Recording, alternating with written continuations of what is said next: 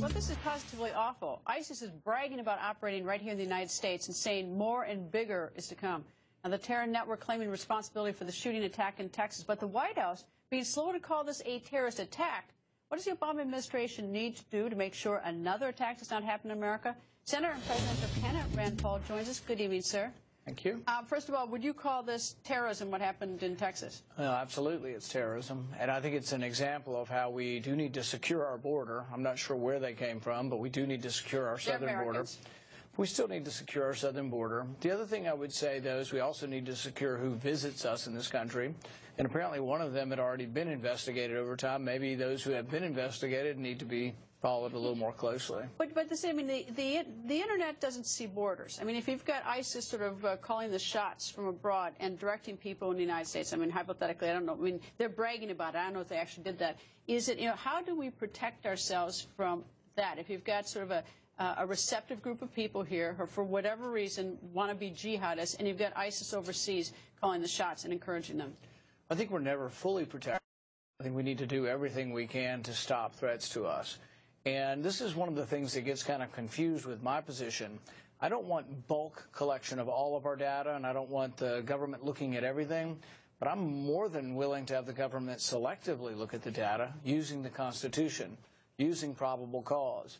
The one gentleman that had already been implicated in this, same as the Sonarek boy, the boy in the Boston bomber, is that we already had some information. I think we had enough to ask a judge for permission to look at records, both in this case and in the Boston bombing case. I don't think we're actually using the constitutional tools that we have in an appropriate fashion. Do you fear ISIS is really going to come through on this big threat? They say, I mean, I don't know if it's some crazy threat they're just doing to create panic with us, but do you suspect that they do have inroads in the U.S.?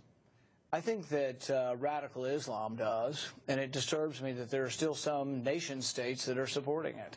I think that Saudi Arabia often finances radical Islam and the teaching of hatred to the West and hatred of Americans. And so I think that it is important that we know that. It's important that we know that there is a threat within and a threat without. I just think we can stop it with more aggressive use of actual constitutional tools. All right, now I turn now to some polls. NBC News, Wall Street Journal, this one you might like, is that general election preferences among registered voters. You are, by one tick up, the best in the GOP group to take on Secretary of State Hillary Clinton. What do you think about that? Well, we obviously like that poll. I figured you'd like that one. But the interesting thing is that's a Wall Street Journal poll, and it shows us being the Republican that is most likely to beat Hillary Clinton nationally. But there's also been 3 or 4 polls in the last 2 weeks saying the same thing in individual states. So Colorado is a battleground state.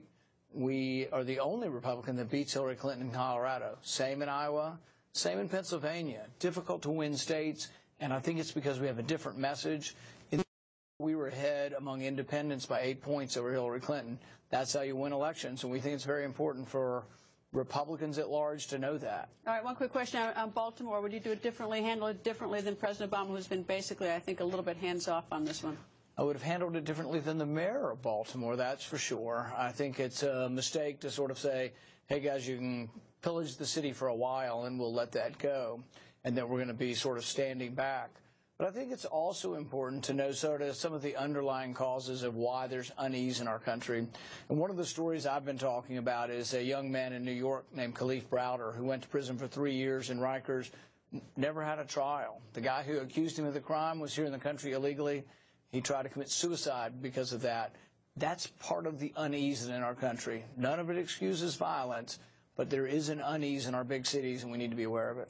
Senator, nice to see you, sir. Thank you. And straight ahead, the